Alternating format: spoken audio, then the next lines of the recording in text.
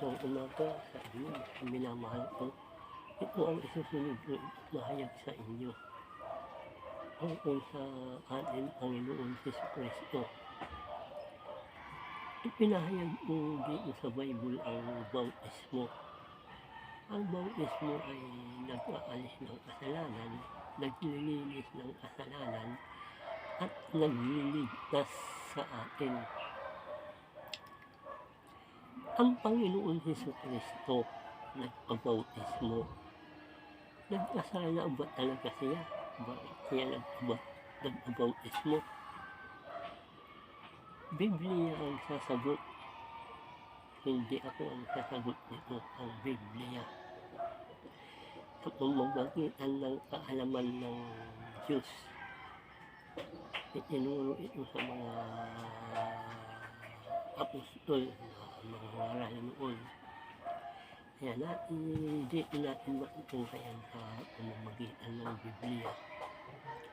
Dito sa Roma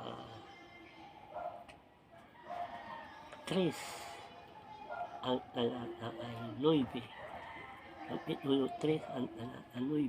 Ito, mabasahin natin. Ano nga, tayo bang mga Hudyo ay nakakalamang sa mga Hintil? Hindi.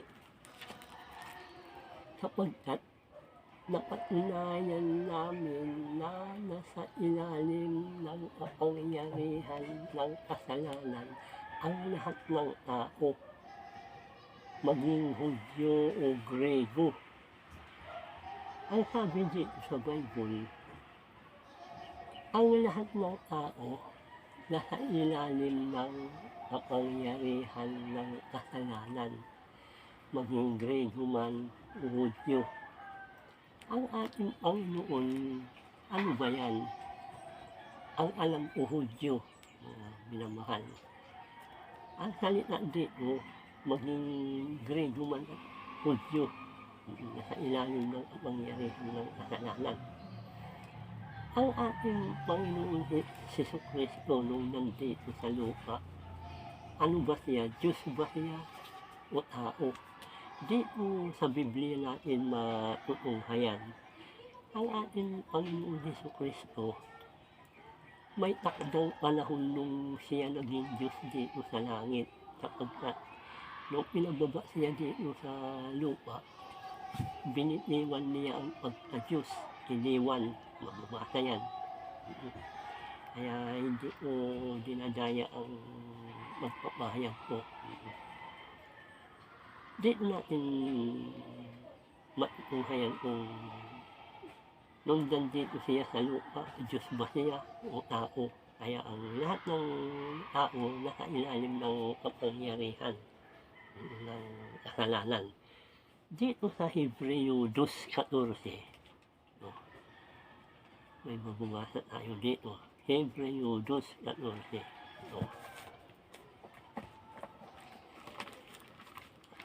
Unawain ninyo at pakinggan ninyo ito. Yaman ang mga anak na tinutukoy niya ay tao. Naging tao rin si Jesus tulad nila, may laman at may dugo. Ginawa niya ito upang sa pamamagitan ng kanyang kamatayan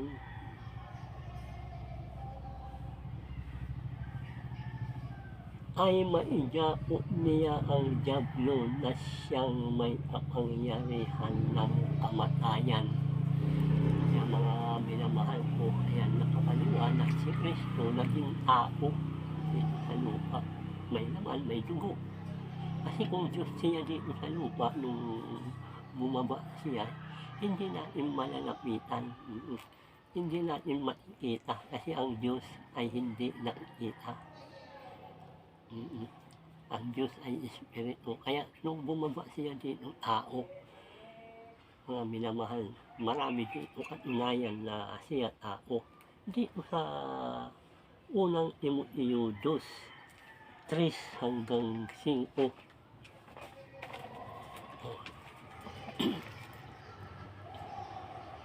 dito sa unang Timoteo, talata 2, ang talata 3, kapitulo 2, talata 3, yan. Ito ang mabuti at kalugod-lugod sa Diyos na ating tagapagligtas, na ang ibig ay maligtas ang lahat. Ang ibig niya maligtas ang lahat ng tao at makaalam ng katotohanan. Marami ngayon hindi nakakaalam ng katotohanan. Diyos po ng Panginoon, maligtas ang lahat ng tao. Ito, tuloy. Sapagkat iisa ang Diyos at iisa ang nagpamamagitan sa Diyos at sa mga tao. Iisa ang Diyos at isa ang nagpamamagitan sa tao. Ang taong si Kristo Jesus, tao si Kristo, napakaliwanag, nagpamamagitan sa Diyos, ang tao si Kristo Jesus. Nung siya dito sa lupa, tao siya, nagpamamagitan siya ng mga tao sa Diyos. Maliwanag na siya dito, tao. May takdang panahon siya dito na naging Diyos. Mababasa ninyo sa talata, maabangan ninyo kung kailan siya naging Diyos. Sa mga iaaral o sa mga susunod. Ito bang katunayan na tao talaga si Kristo nung nasa lupa? Sa Lucas, dito sa Lucas 7, 7:34 ito. Naparito naman ang anak ng tao, naparito naman ang anak ng tao na kumakain at umiinom tulad nila, at sinasabi ninyo, masdan ninyo ang taong ito'y matakaw at maglalasing, kaibigan ng mga publikano at mga makasalanan. Napakaliwanag, tao si Kristo nung nandito sa lupa. Wala ka dito mababasa sa Biblia. Hanapin mo man dito sa buong Bible, wala kang mababasa siya na nung nandito sa lupa, Diyos siya, wala. Kasi kung Diyos siya nung ipinanganak dito sa lupa, hindi natin malalapitan, hindi natin makikita. Kasi ang Diyos ay isang liwanag na malingning. At Espiritu hindi na ikita. Walang nakakita sa Diyos. Kaya lang, ang Panginoon Jesus Kristo, nakita natin kasi tao. Tao siya. Nalahan sa atin. Nakapiling natin. Mababasa yan sa Bible. Kaya mali yan yung hindi nagpapahayag na si Kristo naging tao. Kaya ang dito sa Roma 3:9, ang lahat ng tao nasa ilalim ng kapangyarihan ng kasalanan. Kaya, kung iisipin natin, ang Panginoon Jesu Kristo nagkasala kasi tao siya dito sa lupa Kaya mga minamahal ko, marami hindi nagpapahayag na ang Panginoon Jesu Kristo hindi tao, hindi naging tao Pinahayag lang nila, ipinanganak ni Maria. Kaya dito sa Mateo nga Nang ikakasal na si Jose kay Maria, nasumpungan niya na nagdadalang tao. Walang sinabi dito nagdadalang Diyos, nagdadalang tao. Mga minamahal ko, kaya maliwanag dito. Dito sa may mababasa tayo, yung hindi nagpapahayag na si Kristo naging tao, mayroon dito Ito babasahin ko lang, sana huwag kayo magdamdam sa akin. Itinuturo ko lang ang katotohanan, mga minamahal. Kasi marami na ngayon naliligaw.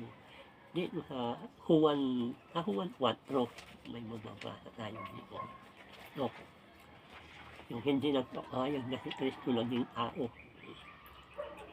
Mga minamahal, huwag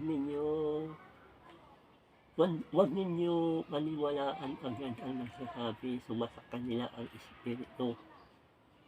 Sa halip ay subukin muna ninyo upang malaman kung mula sa Diyos ang Espiritu sumasa kanila, sapagkat marami ng bulaang propeta ang lumitaw sa sanlibutan.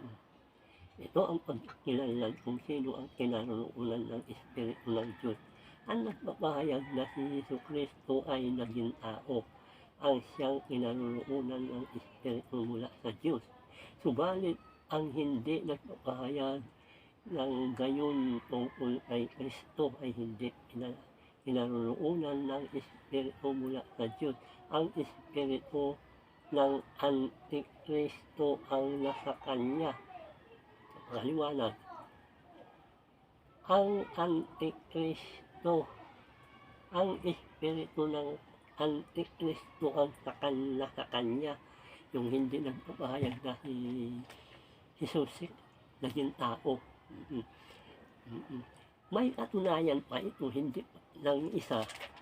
Ito, sa ikalawang Juan 1:7, sapagkat nag-alat sa sanlibutan ang mandaraya, mga taong hindi nagpapahayag na si Jesus Kristo ay naging tao. Ayan, nagkalat sa sanlibutan ang mga mandarayang mga tao, hindi nagpapahayag na si Jesus Kristo ay naging tao. Ang gayon mga tao ay mandaraya at Antikristo. Napakaliwanag, ha? Hindi ko ito gawa-gawa. Binasa ko sa Bible. Turo ito ng mga apostol dito sa Biblia isinulat. Kaya dapat marami pala sa atin dito sa ibabaw ng lupa hindi nagpapahayag na si Kristo naging tao. Antikristo pala, napakarami pala Antikristo dito. Marami nangangaral dito na hindi pinahayag si Kristo na naging tao. Mga Antikristo pala yan. Nagpapahayag man sila naging tao, sinasabi lang nila ipinanganak. Panganak ang Kaya mga minamahal, di mo natin malalaman ng katotohanan sa Biblia. Kaya mga minamahal, magsuri tayo. Ang isusunod ko dito, kung paano nagkasala si Kristo. Kaya salamat sa inyo. Salamat mga minamahal.